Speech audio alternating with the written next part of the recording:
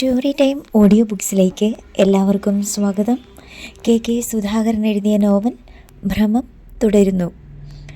അഞ്ജലിക്ക് ആശ്ചര്യം തോന്നി. അശോകൻ ചേട്ടൻ എന്തുകൊണ്ടാണ് ഇങ്ങനെ പറയുന്നത്? കുടിച്ചിട്ടില്ല, സുബോധത്തോടെയാണ്. എന്ത് കുഴപ്പമുണ്ടാകുമെന്നാണ് ചേട്ടൻ പറയുന്നത്? അവൾ കൗതുകത്തോടെ ചോദിച്ചു. ഒറ്റയ്ക്ക് താമസിക്കുന്ന പുരുഷനും ഒറ്റയ്ക്ക് താമസിക്കുന്ന സ്ത്രീയും മറ്റുള്ളവരുടെ നോട്ടപ്പുള്ളികളായിരിക്കും, അശോകൻ പറഞ്ഞു.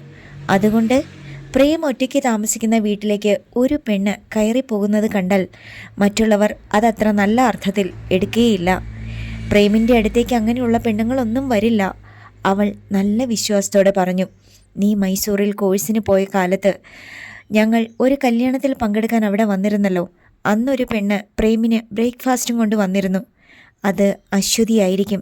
പ്രേമിൻ്റെ അമ്മാവൻ്റെ മകൾ കുസുമൻ ചേച്ചി അവിടെ അടുത്താണ് താമസിക്കുന്നത്. ഇടയ്ക്കൊക്കെ അവിടുന്ന് ബ്രേക്ക്ഫാസ്റ്റ് കൊണ്ടുചെന്ന് കൊടുക്കുമായിരുന്നു. ഞാൻ ഒരു ഉദാഹരണം പറഞ്ഞെന്നേ ഉള്ളൂ. അത്തരം സന്ദർഭങ്ങളൊന്നും അത്ര നന്നല്ല. നിന്നേക്കാൾ കൂടുതൽ ലോകപരിചയമുള്ളതുകൊണ്ടാണ് ഞാൻ ഈ പറയുന്നത്. പെണ്ണെന്നും പെണ്ണും ആണെന്നും ആണ് തന്നെയുമായിരിക്കും അടിസ്ഥാനപരമായിട്ട്. അവിടെ സ്റ്റാറ്റസ്, ഏജ്, റിലേഷൻഷിപ്പ് ഒന്നും ഒരു തടസ്സമാവുകയില്ല. അശോകൻ പറഞ്ഞതിനോട് ഒട്ടും യോജിക്കാൻ കഴിഞ്ഞില്ല അഞ്ജലിക്ക്. പക്ഷേ അയാൾ പറഞ്ഞത് തള്ളിക്കളഞ്ഞു എന്ന തോന്നൽ ഉണ്ടാക്കാനും അവൾ ആളല്ലായിരുന്നു. ശരി ചേട്ടാ, അതേക്കുറിച്ച് ഞാൻ സീരിയസ് ആയി ചിന്തിക്കുന്നുണ്ട്, അവൾ പറഞ്ഞു. അത് മതി, കണ്ണുമടച്ച് നമ്മളൊന്നും വിശ്വസിക്കരുത്. അതേ ഞാൻ ഉദ്ദേശിച്ചുള്ളൂ. താങ്ക്സ് ചേട്ടാ. അശോകൻ കോണിപ്പടി കയറി മുകളിലേക്ക് പോയി. അവിടെ ആഘോഷം തുടങ്ങിക്കഴിഞ്ഞിരുന്നു. അശോകൻ പറഞ്ഞ കാര്യത്തിന് അഞ്ജലി അത്ര പ്രാധാന്യമൊന്നും കൊടുത്തില്ല. എങ്കിലും അയാൾ പറഞ്ഞത് അവളുടെ മനസ്സിൽ നിന്ന് പോയില്ല. പ്രേമിനെക്കുറിച്ച് ഒട്ടും അറിയാത്തത് കൊണ്ടാണ് അശോകൻ അങ്ങനെ ചിന്തിച്ചത്. അല്ലെങ്കിൽ സ്ത്രീകളെയൊക്കെ അത്തരം കണ്ണുകൊണ്ടാണ് അശോകൻ കാണുന്നത്. അവൾ ചെന്നപ്പോൾ ഊണുമുറിയിലെ കസേരയിൽ ആതിര ചേച്ചിയും പ്രവീണയും കൂടി എന്തോ സംസാരിച്ചിരിക്കുന്നുണ്ടായിരുന്നു. സത്യത്തിൽ ഇവിടെ വരുമ്പോഴാണ് മനസ്സൊന്ന് റിലാക്സ്ഡ് ആവുന്നത്, ആതിര ചേച്ചി പറയുന്നു. അവിടെ ചേച്ചിക്ക് എപ്പോഴും ആശുപത്രിയിലെയും രോഗികളുടെയും കാര്യങ്ങളല്ലേ ചിന്ത, അതുകൊണ്ടാ, പ്രവീണ പറയുന്നു. ശരിയായിരിക്കും. അല്ലെങ്കിൽ തന്നെ വീട്ടിൽ വന്നാൽ ആർക്കും പരസ്പരം മിണ്ടാൻ സമയമോ സന്ദർഭമോ കിട്ടുന്നില്ല. അഞ്ജലി ഒരു കസേര നീക്കിയിട്ടിരുന്നു. ആതിര അവളുടെ മുഖം ഒന്ന് ശ്രദ്ധിച്ചു. അപ്പോഴാണ് മുകളിൽ നിന്ന് ആദിത്യൻ്റെ വിളി വന്നത്. പ്രവീണേ. അവൾ വേഗം എഴുന്നേറ്റു. ഐസ് വേണമായിരിക്കും. എന്താണ് അശോകേട്ടൻ നിന്നെ മാറ്റി നിർത്തി സംസാരിച്ചത്? പ്രവീണ പോയപ്പോൾ ആതിര ചോദിച്ചു. കേട്ടാൽ ചിരിച്ചു പോകുന്ന ഒരു കാര്യമാ ചേച്ചി. എന്നാൽ പറ, ഞാനും കൂടി ഒന്ന് ചിരിക്കട്ടെ. എനിക്ക് ചിരിക്കാൻ അവസരം കിട്ടാറേയില്ല. പ്രേമിനെ അവിടെ വീട്ടിൽ തനിച്ച് താമസിപ്പിക്കരുതെന്നാണ് അശോകേട്ടൻ പറഞ്ഞത്. അതെന്താ? പ്രേം വഷളായി പോകുമെന്ന്. മനസ്സിലായില്ല. വല്ല പെണ്ണുങ്ങളുമൊക്കെ കയറി ചെല്ലുമെന്ന്, അരുതാത്തത് സംഭവിക്കുമെന്ന്. ആതിരയുടെ മുഖം വിളറി. പ്രേമിനെ എനിക്ക് വിശ്വാസമായി ചേച്ചി, പിന്നെന്തിനാ ഞാൻ പേടിക്കുന്നേ? അശോകേട്ടൻ ഒരു മുൻകരുതൽ എന്ന നിലയിൽ പറഞ്ഞതായിരിക്കും. നീ അതൊന്നും കാര്യമാക്കണ്ട. നിങ്ങൾ അന്ന് കല്യാണത്തിന് വന്നപ്പോൾ കുസുമൻ ചേച്ചിയുടെ മോൾ അശ്വതി അവിടെ വന്നിരുന്നു അല്ലേ? അഞ്ജലി ചോദിച്ചു. ആ കുട്ടിയെ കണ്ടിട്ടാണെന്ന് തോന്നുന്നു അശോകൻ ചേട്ടൻ. അന്ന് എന്നോടും ഇതേ കാര്യം പറഞ്ഞു. ഞാനത് മൈൻഡ് ചെയ്തില്ല. നീ ഇക്കാര്യമൊന്നും പ്രേമിനോട് സംസാരിക്കല്ലേ, മോശമാണ്. ഇല്ല ചേച്ചി, ഞാൻ പറയില്ല. എന്നെക്കുറിച്ച് പ്രേം എന്ത് വിചാരിക്കും? ഞാൻ അത്രയ്ക്ക് ചീപ്പാണോ എന്ന് തന്നെ ചോദിക്കും. അവർ അപ്പോൾ തന്നെ ആ വിഷയം വിട്ടു.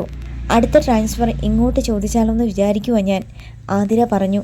അശോകേട്ടന് അത്ര താല്പര്യം കാണുമോയെന്നറിയില്ല. ചേച്ചിയും കൂടി വാ, സ്വന്തം വീട്ടിൽ താമസിക്കാൻ കിട്ടുന്ന ഒരവസരമല്ലേ, അച്ഛൻ്റെയും അമ്മയുടെയും കൂടെ, അഞ്ജലി പ്രോത്സാഹിപ്പിച്ചു.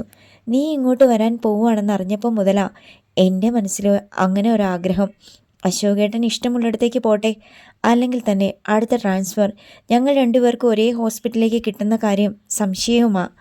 നിങ്ങളുടെ ആ പഞ്ചവടി വേണുഗോപാലൻ ചിറ്റപ്പനില്ലേ? ചിറ്റപ്പൻ എന്തു പറ്റി? അയാൾക്കൊന്നും പറ്റിയില്ല. അയാളുടെ മരുമകൻ ദിനേശൻ കോൺട്രാക്ടർ ആദിത്യൻ ചേട്ടനെ കാണാൻ വന്നിരുന്നു, എനിക്കെതിരെ പരാതി പറയാൻ. എന്തു പരാതി? അയാൾ ടെൻഡർ എടുത്ത ഒരു വർക്ക് ഞാൻ റീടാറിങ് നടത്തിച്ചില്ലേ, അയാൾക്ക് അതിൽ നിന്ന് കോടികളുടെ ലാഭം ഇല്ലാതായിട്ടുണ്ട്. ബന്ധുവാണെന്നെങ്കിലും ഞാൻ ഓർത്തില്ലല്ലോ എന്നാണ് അത്രേ അയാൾ പറഞ്ഞത്. അതിന് പ്രേം എന്തിനാ വിഷമിക്കുന്നത്? അവൾ ചോദിച്ചു. വിഷമമൊന്നുമില്ല, സഹായിക്കാൻ പറ്റുമായിരുന്നില്ലേ എന്ന് ആദിത്യൻ ചേട്ടനും ചോദിച്ചു. അതാണെന്നെ. അഞ്ജലി പെട്ടെന്ന് അയാളെ കെട്ടിപ്പിടിച്ച് ഉമ്മ വെച്ചു. ഡോണ്ട് ബി സില്ലി, അതൊന്നും കാര്യമാക്കണ്ട. അവനവൻ ചെയ്യുന്നത് ശരി മാത്രമാണെന്ന് വിശ്വാസമുണ്ടെങ്കിൽ പിന്നെ ആരെ എന്തിനു പേടിക്കാനാ? അയാൾ അവളെ ചേർത്ത് പിടിച്ചു. പിറ്റേന്ന് ഉച്ചയ്ക്ക് ഊണ് കഴിഞ്ഞ് അശോകനും ആതിരയും അനൂപനും തിരിച്ചുപോയി. വൈകുന്നേരത്തെ ചായ കൂടി കഴിഞ്ഞിട്ടാണ് അഞ്ജലിയും പ്രേംശങ്കറും മധുമതിയും മടങ്ങിയത്. മോളെ, എന്നാണ് നീ ഇങ്ങോട്ട് വരുന്നത്? അവൾ പോകും മുമ്പ് രാമചന്ദ്രൻ ചോദിച്ചു. വെള്ളിയാഴ്ച അവിടെ കോളേജിൽ നിന്ന് റിലീവ് ചെയ്യും അച്ഛാ. പിറ്റേന്ന് ഞങ്ങൾ വരും. തിങ്കളാഴ്ച ലീവ് എടുക്കും. പ്രേം ഇവിടുത്തെ കോളേജിൽ ജോയിൻ ചെയ്യിക്കാൻ കൂടെ വരാമെന്ന് പറഞ്ഞിട്ടുണ്ട്. കുഞ്ഞിൻ്റെ അഡ്മിഷനും അന്ന് നടത്താം. സ്കൂളിലേക്ക് ചെന്നാൽ മതി. ബാക്കി കാര്യങ്ങൾ ഞാൻ അവിടെ ഏർപ്പാട് ചെയ്തിട്ടുണ്ട്. അങ്ങനെയാണെങ്കിൽ അവിടുന്ന് അവളുടെ TC മേടിച്ചിട്ട് വരാം, അഞ്ജലി പറഞ്ഞു. രാത്രി 8 മണിയായി അവർ വീട്ടിലെത്തിയപ്പോൾ. ടൗണിൽ നിന്ന് അത്താഴം കഴിച്ചിട്ടാണ് വന്നത്. അഞ്ജലിക്ക് നല്ല തിരക്കുള്ള ദിവസങ്ങളായിരുന്നു ആ ആഴ്ച മുഴുവനും. മധുമതിയോടെ സ്കൂളിൽ ചെന്ന് TC വാങ്ങി. മരിയ റോസിൻ്റെയും സംഗീതയുടെയും സീനത്തിൻ്റെയും വീടുകളിൽ സന്ദർശനം നടത്തി. കൂട്ടിന് മധുമതിയും ഉണ്ടായിരുന്നു. ഒരു ദിവസം കുസുമത്തിൻ്റെ വീട്ടിലും യാത്ര പറയാൻ ചെന്നു. ശനിയും ഞായറും കോളേജ് അവധിയല്ലേ? അഞ്ജലി മോളെ കൂട്ടി ഇങ്ങോട്ട് വരണം, എങ്കിലേ വീട് വൃത്തിയായി കിടക്കൂ, കുസുമം പറഞ്ഞു. എല്ലാ ആഴ്ചയും വരാൻ പറ്റുമെന്ന് തോന്നുന്നില്ല ചേച്ചി. ഇടയ്ക്ക് പ്രേം അങ്ങോട്ട് വരട്ടെ. പ്രേം ഇവിടെ ഉള്ളതാ ഞങ്ങൾക്കൊരു ബലം. എന്തെങ്കിലും അത്യാവശ്യം ഉണ്ടായാൽ ഓടി വരാൻ വേറെ ആരാ ഉള്ളത്? ഞങ്ങൾക്ക് പെണ്ണുങ്ങൾക്ക് ധൈര്യം കുറവാ. അഞ്ജലി അത് കേട്ട് ചിരിച്ചു. ആ വെള്ളിയാഴ്ച അവൾ സ്വന്തം കോളേജിലേക്ക് അവസാനമായി പോയി. ഓഫീസിൽ ചെന്ന റിലീവിംഗ് ഓർഡർ വാങ്ങി ഡിപ്പാർട്ട്മെൻറ്റിൽ യാത്ര പറയാൻ ചെന്നെങ്കിലും വെക്കേഷൻ ആയത് കാരണം പലരും ഇല്ലായിരുന്നു.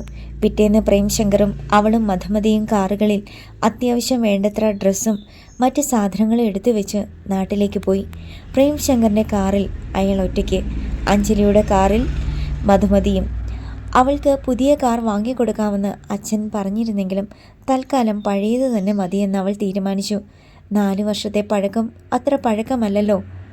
ഒരു നീണ്ട കാലത്തെ വാസത്തിനു വേണ്ടി അവൾ വീണ്ടും വീട്ടിലെത്തി. അത് സന്തോഷകരമായൊരനുഭവമായിരുന്നു. പ്രേമിനെ പിരിയുകയാണല്ലോ എന്നോർക്കുമ്പോൾ മനസ്സ് വേദനിക്കാതിരുന്നുമില്ല. തിങ്കളാഴ്ച പ്രേമും മധുമതിയും ഒത്താണ് അവൾ ടൗണിലുള്ള കോളേജിലേക്ക് പോയത്. ഡിഗ്രിക്ക് അവൾ പഠിച്ചത് അവിടെയായിരുന്നു. അതേ കോളേജിൽ തന്നെ അധ്യാപികയായി ചെല്ലുന്നതും പുതുമയുള്ള ഒരു അനുഭവമായിരുന്നു. ഡിപ്പാർട്ട്മെൻറ്റിൽ ചെന്നപ്പോൾ അവളുടെ പഴയ അധ്യാപിക പുഷ്പവല്ലിയാണ് professor and head of the department. അതും സന്തോഷകരമായിരുന്നു. അന്ന് തന്നെ മധുമതിയെ പുതിയ സ്കൂളിൽ ചേർത്തതിന് ശേഷമാണ് പ്രേംശങ്കർ മടങ്ങിയത്. അഞ്ജലിയും മധുമതിയും ഇല്ലാത്ത വീട്, ശൂന്യമായ വീട്. നേരത്തെ കിടന്നെങ്കിലും അയാൾക്ക് ഉറക്കം വന്നില്ല. തിരിഞ്ഞും മറിഞ്ഞും കിടക്കുമ്പോൾ അഞ്ജലിയുടെ വിളി വന്നു. Prem, Anju, I miss you. എനിക്ക് ഉറക്കം വരുന്നില്ല. ശീലമാകാതെ പറ്റില്ലല്ലോ. കണ്ണടച്ച് കിടക്കൂ, ഞാൻ അടുത്തുണ്ടെന്ന് സങ്കല്പിച്ച് അവൾ പറഞ്ഞു. കണ്ണടച്ച് കിടന്ന് പ്രേംശങ്കർ എപ്പോഴോ ഉറങ്ങി. അശ്വതി രാവിലെ ഉറക്കമുണർന്ന് എഴുന്നേറ്റ് വന്നപ്പോൾ സമയം 8 മണി കഴിഞ്ഞിരുന്നു. കുസുമം അപ്പോൾ കിച്ചണിലായിരുന്നു. ഇന്നെന്താണ് മമ്മി ബ്രേക്ക്ഫാസ്റ്റിന്? അവൾ ചോദിച്ചു. എന്ത് വേണം നിനക്ക്? കുസുമൻ ചോദിച്ചു. എന്തായാലും മതി, ബ്രെഡ് മാത്രമേ ഉള്ളൂ. Bread and cheese.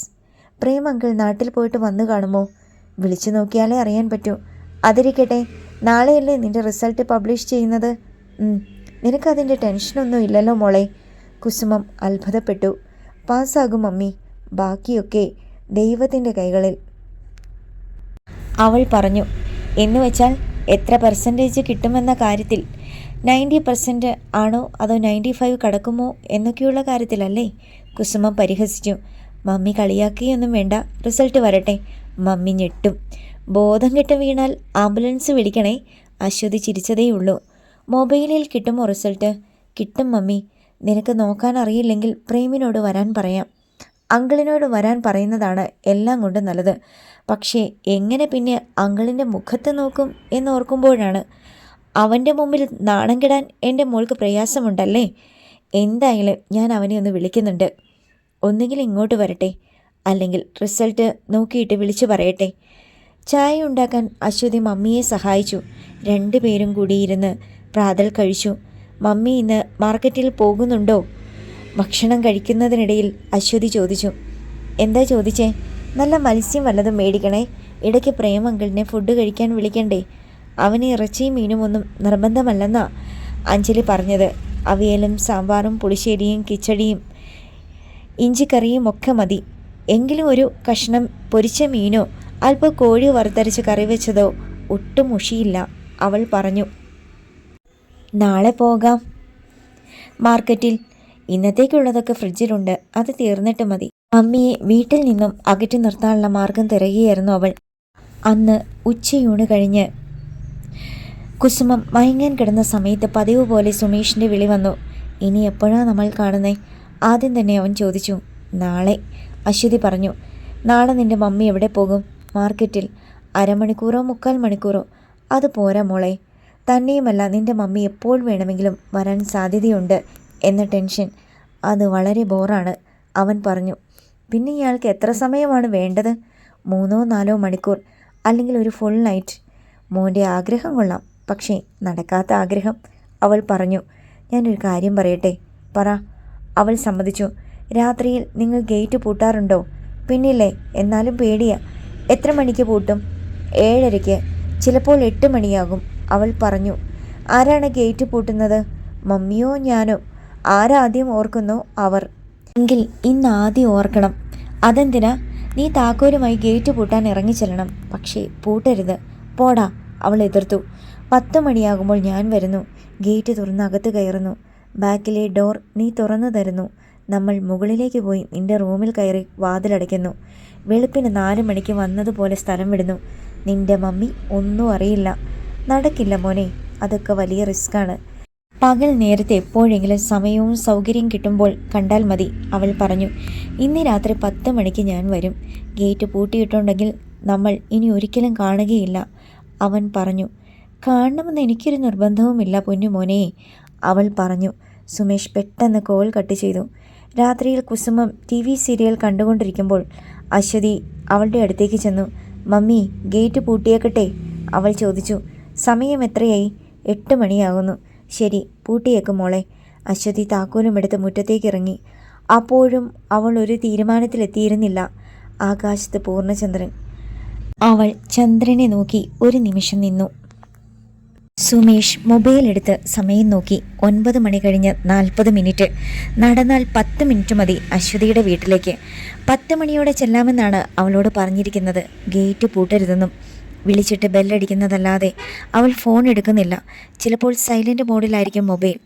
വരട്ടെ, ഗേറ്റ് പൂട്ടിയിട്ടുണ്ടോ എന്ന് വാട്സപ്പിൽ മെസ്സേജ് അയച്ച് ചോദിച്ചിട്ട് ഡെലിവറി ആകുന്നില്ല, അവളത് കണ്ടിട്ടില്ല എന്ന് വ്യക്തം. എന്തായാലും ഒരു പരീക്ഷണം നടത്താം, അതിൽ യാതൊരു തെറ്റുമില്ല. അവൻ നീല ജീൻസും കറുത്ത ടീഷർട്ടും ധരിച്ചു. ആ വേഷമാകുമ്പോൾ ഇരുട്ടിൽ ഒട്ടും വ്യക്തമാവുകയില്ല, ഒരു നിഴൽ പോലെയേ തോന്നിക്കൂ. അവൻ റൂം പൂട്ടി ലോഡ്ജിൽ നിന്നിറങ്ങി. ചില മുറികളിൽ ആരും ഉറങ്ങിയിട്ടില്ല. ചിരിയും സംസാരവും കേൾക്കുന്നുണ്ടായിരുന്നു. റോഡിലെത്തി അവൻ മെല്ലെ നടന്നു. കാൽനട യാത്രക്കാർ ഉണ്ടായിരുന്നില്ല. ഇടയ്ക്കിടയ്ക്ക് വാഹനങ്ങൾ പാഞ്ഞു പോയിക്കൊണ്ടിരുന്നു. കടകളെല്ലാം അടച്ചു കഴിഞ്ഞിരുന്നു. പാതി വഴി എത്തിയപ്പോൾ അവൻ മൊബൈൽ എടുത്ത് നോക്കി. വാട്സാപ്പ് മെസ്സേജ് അശ്വതി ഇതുവരെ കണ്ടിട്ടില്ല. അതോ മനഃപൂർവ്വം നോക്കാത്തതാണോ? അവൻ അവളുടെ നമ്പർ എടുത്ത് വിളിച്ചുകൊണ്ട് റോഡിൻ്റെ ഓരം ചേർന്ന് മെല്ലെ നടന്നു. ബെല്ലടിക്കുന്നുണ്ടായിരുന്നു, പക്ഷേ അവൾ എടുക്കുമെന്ന് വിശ്വാസം ഉണ്ടായിരുന്നില്ല. സുമേഷ്. പക്ഷെ പെട്ടെന്ന് അവൾ കോൾ എടുത്തു. നീ എവിടെയാണ്? അവൻ ചോദിച്ചു. എൻ്റെ റൂമിൽ, ശബ്ദം താഴ്ത്തി അവൾ പറഞ്ഞു. മുകളിലല്ലേ? നിൻ്റെ മമ്മി ഉറങ്ങിയോ? അറിയില്ല, ഞാൻ അങ്ങോട്ട് വന്നുകൊണ്ടിരിക്കുക. ഇന്ത്യൻ ഓയിലിൻ്റെ പമ്പ് കഴിഞ്ഞു. അയ്യോ വരണ്ട, അവൾ പറഞ്ഞു. അതെന്താ? വേണ്ട, റിസ്ക്കാണ്. എന്ത് റിസ്ക്? ആരെങ്കിലും കാണും, നീ വരണ്ട. റോഡിലെങ്ങും ആരുമില്ല, നീ വെറുതെ പേടിക്കണ്ട. ആ ഏരിയ ഹൗസിംഗ് കോളനി ഒന്നും അല്ലല്ലോ, അടുത്തടുത്ത് വീടുകളുമില്ല, അവൻ പറഞ്ഞു. എന്നാലും വരണ്ട സുമേഷ്. നീ ഗേറ്റ് പൂട്ടിയിട്ടുണ്ടോ? അത് സാരമില്ല, ഞാൻ ഗേറ്റ് ചാടി കടന്നോളാം. പ്ലീസ് വരരുത്. ബാക്കിലെ കിച്ചൺ ഡോർ തുറന്നിട്ടിരിക്കണം. ബോൾട്ട് ഇടാതെ അടച്ചിട്ടിരുന്നാൽ മതി, ഞാൻ തുറന്നോളാം. ശബ്ദം കേൾപ്പിക്കില്ല. വേണ്ട സുമേഷ്, പ്ലീസ്. അവളുടെ സ്വരം കേൾക്കും തോറും അവളെ കാണാനുള്ള ആഗ്രഹം അവനിൽ കൂടിക്കൂടി വന്നു. ഫോൺ വെച്ചു, ഞാനിത് എത്താറായി. കിച്ചൺ ഡോർ തുറന്നിടാൻ മറക്കരുത്. അശ്വതിക്ക് എന്തെങ്കിലും പറയാൻ കഴിയും മുമ്പ് അവൻ കോൾ കട്ട് ചെയ്തു. അവൾ തിരിച്ചു വിളിക്കുമെന്ന് വിചാരിച്ചെങ്കിലും വിളി വന്നില്ല. അശ്വതിയുടെ വീടിന് മുന്നിലെത്തി അവൻ ചുറ്റുപാടും ഒന്ന് നിരീക്ഷിച്ചു. സമീപത്തുള്ള വീടുകളെല്ലാം അടഞ്ഞു കിടക്കുന്നു. 1-2 വീടുകളിൽ ഉള്ളിൽ വെളിച്ചമുണ്ട്. അവളുടെ വീട് അന്ധകാരത്തിൽ. ഒരു മുറിയിലും വെളിച്ചമില്ല. ഗേറ്റിന് മുമ്പിലെത്തി അവൻ നിന്നു. വിരലുകൾ കൊണ്ട് പരിശോധിച്ചപ്പോഴാണ് അത് ഉള്ളിൽ നിന്ന് പൂട്ടിയിട്ടില്ലെന്ന് അവന് മനസ്സിലായത്. വെറുതെ ഓടാമ്പൽ ഇട്ടിട്ടേ ഉള്ളൂ, കള്ളി. അവനൊന്ന് പുഞ്ചിരിച്ചു. ശബ്ദം ഒട്ടുമുണ്ടാക്കാതെ ഗേറ്റിൻ്റെ ഒരു പാളി അവൻ തുറന്നിട്ട് മെല്ലെ അകത്ത് കയറി. എന്നിട്ട് ഗേറ്റ് വീണ്ടും മെല്ലെ അടച്ചു. ടൈൽസ് വിരിച്ച മുറ്റത്തുകൂടി വീടിൻ്റെ ഒരു വശം ചേർന്ന് അവൻ പിൻവശത്തേക്ക് ചെന്നു. നാട്ടു വെളിച്ചത്തിൽ കിച്ചൺ ഡോർ കാണാമായിരുന്നു. അവൻ അത് പതിയെ തള്ളി നോക്കി. വാതിൽ പിന്നിലേക്ക് തുറന്നു. ഉള്ളിൽ ഒട്ടും വെളിച്ചമുണ്ടായിരുന്നില്ല. അവൻ മൊബൈൽ എടുത്ത് ഓൺ ചെയ്തു. ഭിത്തിയോട് ചേർന്ന് ഭയം കൊണ്ട് വികസിച്ച കണ്ണുകളോടെ അശ്വതി നിൽക്കുന്നുണ്ടായിരുന്നു. സുമേഷ് ശ്രദ്ധാപൂർവം വാതിൽ വീണ്ടും അടച്ചു. പ്രേം ശങ്കർ രാവിലെ ഷേവ് ചെയ്തുകൊണ്ട് നിൽക്കുമ്പോഴാണ് ബെഡ്റൂമിൽ മൊബൈൽ ബെല്ലടിച്ചത്. ബാത്റൂമിൽ നിന്ന് ഇറങ്ങിച്ചെന്ന് അയാൾ ഫോൺ എടുത്തു. കുസുമമാണ് വിളിച്ചത്. എന്താ ചേച്ചി? അയാൾ ചോദിച്ചു. പ്രേം എപ്പോഴാ ഓഫീസിൽ പോകുന്നേ? 9:30. ഇന്നിത്തിരി വൈകിപ്പോയാൽ മതിയോ? എന്താ ചേച്ചി കാര്യം?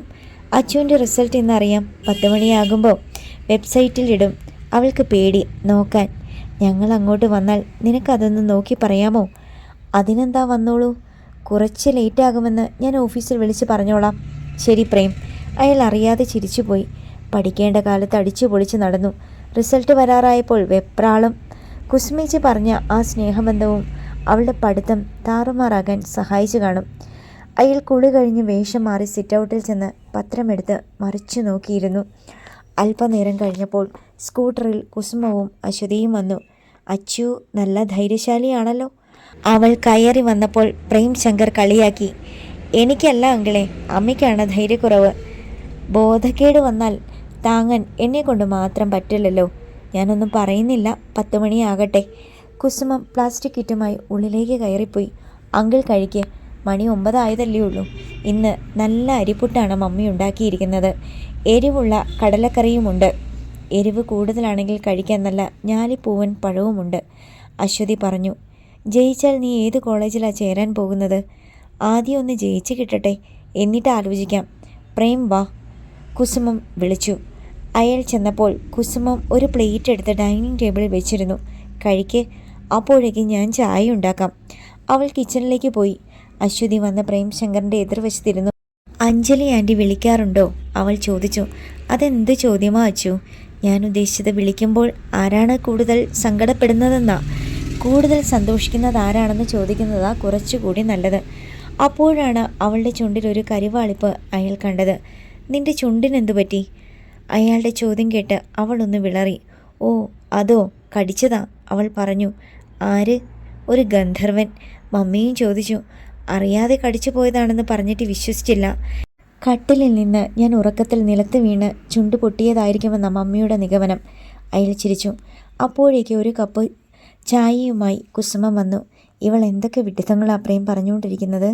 മമ്മിക്ക് വിഡ്ഢിത്തങ്ങളായി തോന്നും, പക്ഷേ അങ്കിളിനെ പോലെ വിവരമുള്ളവർക്ക് അത് സീരിയസ് ആയിട്ടേ തോന്നൂ.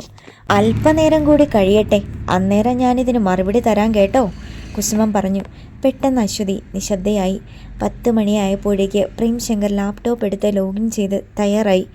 ഹയർ സെക്കൻഡറി എക്സാമിനേഷൻ റിസൾട്ട് അറിയാനായി വെബ്സൈറ്റ് ഓപ്പൺ ചെയ്ത് കാത്തിരുന്നു. രജിസ്ട്രേഷൻ നമ്പർ എഴുതിയ കടലാസ് നേരത്തെ തന്നെ അശ്വതി അയാളെ ഏൽപ്പിച്ചിരുന്നു. കുസുമവും അശ്വതിയും അയാളുടെ എതിർവശത്താണ് ഇരുന്നത്. മിനിറ്റുകൾ ഇഴഞ്ഞു നീങ്ങിക്കൊണ്ടിരുന്നു. ആരും ഒന്നും സംസാരിച്ചില്ല. റിസൾട്ട് പബ്ലിഷ് ചെയ്തതിൻ്റെ അറിയിപ്പ് അധികം വൈകാതെ വന്നു. ആ പേജ് എടുത്ത് പ്രേം ശങ്കർ രജിസ്റ്റർ നമ്പർ കൊടുക്കാനുള്ള കള്ളികളിൽ ഓരോ അക്കങ്ങളായി അടിച്ചു കൊടുത്തു. റിസൾട്ട് ബട്ടൺ അമർത്തിയപ്പോൾ ഒരു ടാബുലേഷൻ പ്രത്യക്ഷപ്പെട്ടു. Aswathy K Vijayan passed. നീ ജയിച്ചടി അച്ചു, അയാൾ പറഞ്ഞു. സത്യം. അവൾ അത്ഭുതത്തോടെ എഴുന്നേറ്റ് ഓടി വന്ന് അയാളുടെ പിന്നിൽ നിന്നുകൊണ്ട് ലാപ്ടോപ്പിലേക്ക് നോക്കി. ഈശ്വര, നാണക്കേട് ഒഴിവായി. കൈകൂപ്പി മുകളിലേക്ക് നോക്കി കുസുമം പറഞ്ഞു. എത്ര പെർസെൻറ്റേജ് ഉണ്ട് അങ്കിൾ? അവൾ ചോദിച്ചു. 67%. മനസ്സിലൊന്ന് കണക്ക് കൂട്ടി അയാൾ പറഞ്ഞു. First class. അശ്വതി ഒന്ന് ഞെട്ടി. അവളുടെ നമ്പർ തന്നെയാണോ പ്രേം കൊടുത്തേക്കുന്നേ? വിശ്വാസം വരാതെ കുസുമൻ ചോദിച്ചു. അച്ചു അത്ര മണ്ടിയൊന്നുമല്ല ചേച്ചി. അയാൾ അവളെ ചേർത്ത് പിടിച്ച് മൂർധാവിൽ ഒരു ഉമ്മ കൊടുത്തു. വിജയേട്ടൻ ഒരു മെസ്സേജ് കൊടുക്കുമോളെ, കുസുമം ആഹ്ലാദത്തോടെ പറഞ്ഞു. മൊബൈലുമായി അശ്വതി എഴുന്നേറ്റ് പോയി. 67% അത്ര മോശം മാർക്കൊന്നുമല്ല. പക്ഷേ ഇപ്പോൾ ഓൺലൈൻ അലോട്ട്മെൻറ്റുകളല്ലേ, നമ്മൾ ഓപ്ഷൻ കൊടുക്കുന്ന കോളേജിൽ അഡ്മിഷൻ കിട്ടണമെന്നില്ല പ്രേം. കുസുമം പറഞ്ഞു. അത് ശരിയാണ്, അവൾ കൺവെട്ടത്ത് തന്നെ ഉണ്ടാവണം. ഇനിയൊരു റിസ്ക് എടുക്കാൻ വയ്യ. സെൻറ്റ് മേരീസിൽ കിട്ടിയാൽ 3-4 കിലോമീറ്റർ ദൂരമല്ലേ ഉള്ളൂ. വീട്ടിൽ നിന്ന് പോയിട്ട് വരാം. ഫാദർ ആൻ്റണിയാ കോളേജ് മാനേജർ. നമുക്ക് പോയി അച്ഛനെ കണ്ട് സീറ്റ് ഉറപ്പിക്കാം. മാനേജ്മെൻറ്റ് സീറ്റ് കിട്ടാതിരിക്കില്ല. നേരത്തെ ചെന്ന് കണ്ട് പറഞ്ഞാൽ അതായിരിക്കും നല്ലത്, കുസുമം പറഞ്ഞു. എന്നാൽ ഇപ്പോൾ തന്നെ പോകാൻ ചേച്ചി, പ്രേം ശങ്കർ പറഞ്ഞു. അശ്വതിയോട് പറഞ്ഞപ്പോൾ അവൾക്കും സമ്മതം. അവൾ വേഗം വേഷം ധരിച്ചു. 3 പേരും കൂടി അയാളുടെ കാറിൽ ഫാദർ ആൻ്റണിയെ കാണാൻ ചെന്നു. അരമനയിലായിരുന്നു ഫാദർ. പ്രേംശങ്കറിന് നേരത്തെ ഫാദർ ആൻ്റണിയെ പരിചയമുണ്ടായിരുന്നു. അത് കാരണം കാര്യങ്ങൾ വളരെ എളുപ്പമായി. നാളെ മുതൽ ആപ്ലിക്കേഷൻ ഫോം കൊടുത്തു തുടങ്ങും. മാനേജ്മെൻറ്റ് കോട്ടയ്ക്കുള്ള ഒരു ഫോം വാങ്ങിച്ച് ഫിൽ ചെയ്ത് നാളെ തന്നെ ഓഫീസിൽ കൊടുക്കണം. എന്നിട്ടിടയ്ക്ക് എന്നെ ഒന്ന് ബന്ധപ്പെട്ടാൽ മതി, അദ്ദേഹം പറഞ്ഞു. Thank you father. സന്തോഷത്തോടെയാണ് അവൻ മടങ്ങിയത്. നാളെ തന്നെ കോളേജിൽ പോയി ആപ്ലിക്കേഷൻ ഫോം കൊടുക്കണം. ഏതെങ്കിലും കമ്പ്യൂട്ടർ സെൻറ്ററിൽ ചെന്നാൽ മാർക്ക് ലിസ്റ്റിൻ്റെ പ്രിൻ്റ് ഔട്ട് എടുക്കാം, പ്രേംശങ്കർ പറഞ്ഞു. അച്ചുവും ഞാനും കൂടി നാളെ കോളേജിൽ പോകും. പ്രേംശങ്കർ അവരെയും കൊണ്ട് വീട്ടിലേക്കാണ് പോയത്. സ്കൂട്ടർ എടുത്ത് കുസുമവും അശ്വതിയും പോയി. അയാൾ ഓഫീസിലേക്ക് പോയി. ലാസ്റ്റ് പീരീഡ് അഞ്ജലിക്ക് ക്ലാസ് ഉണ്ടായിരുന്നു. അത് കഴിഞ്ഞ് ഡിപ്പാർട്ട്മെൻറ്റിൽ ചെന്നപ്പോൾ മഞ്ജുഷ മാത്രമുണ്ട്. ബാക്കി എല്ലാവരും പോയി കഴിഞ്ഞിരുന്നു. നമുക്കും പോകാം അല്ലേ, അഞ്ജലി ചോദിച്ചു. പോകാം. ബാഗും എടുത്ത് മഞ്ജുഷ എഴുന്നേറ്റു. അഞ്ജലി പോകുന്ന വഴിക്കാണ് മഞ്ജുഷയുടെ വീട്. നേരത്തെ അവൾ കോളേജ് ബസ്സിലാണ് വന്നുകൊണ്ടിരുന്നത്. ഇനി മുതൽ നമുക്കൊന്നിച്ചു പോകാം. എന്താ, അവളെ പരിചയപ്പെട്ടപ്പോൾ അഞ്ജലി പറഞ്ഞു. വളരെ സന്തോഷം. കോളേജ് ബസ്സിലെ യാത്ര ദുസ്സഹമായിരുന്നു മഞ്ജുഷയ്ക്ക്. തിരക്ക്, കുട്ടികളുടെ സംസാരം. 2 പേരും കൂടി അഞ്ജലിയുടെ കാറിൽ കയറി. മധുമതി മോൾ പുതിയ സ്കൂളുമായിട്ടൊക്കെ ഇണങ്ങിയോ, മഞ്ജുഷ ചോദിച്ചു. അവൾ ഏത് സിറ്റുവേഷനിലും പെട്ടെന്ന് ഇണങ്ങും. അതൊരു വലിയ ഭാഗ്യം തന്നെയാണ്. ഒരാഴ്ചയ്ക്കുള്ളിൽ അവൾ ക്ലാസ്സിലെ സ്റ്റാറായെന്ന വീട്ടിൽ വന്ന് പറയുന്നത്, ചിരിച്ചുകൊണ്ട് അഞ്ജലി പറഞ്ഞു. അടുത്ത കൊല്ലം മോനെ LKGയിൽ ചേർക്കണം. ഓർക്കുമ്പോഴേ പേടിയാ. പരിചയമില്ലാത്ത ആരെ കണ്ടാലും അവൻ കരയും. ബസ്സിൽ ചെന്നാലുള്ള അവസ്ഥ മഞ്ജുഷ ആദ്യം പ്രകടിപ്പിച്ചു. ഒന്നും പേടിക്കണ്ട, സമപ്രായക്കാരായ കുട്ടികളുടെ കൂടെ അവനും കൂടിക്കോളും. ആദ്യത്തെ കുറച്ച് ദിവസത്തെ ബുദ്ധിമുട്ടേ ഉണ്ടാകൂ. ഹസ്ബൻഡ് ഈ ആഴ്ച വരുമോ അതോ നിങ്ങൾ അങ്ങോട്ട് പോകുമോ? ഞങ്ങൾ പോകുന്നതിലും എളുപ്പം പ്രേം ഇങ്ങോട്ട് വരുന്നതാ, അഞ്ജലി പറഞ്ഞു.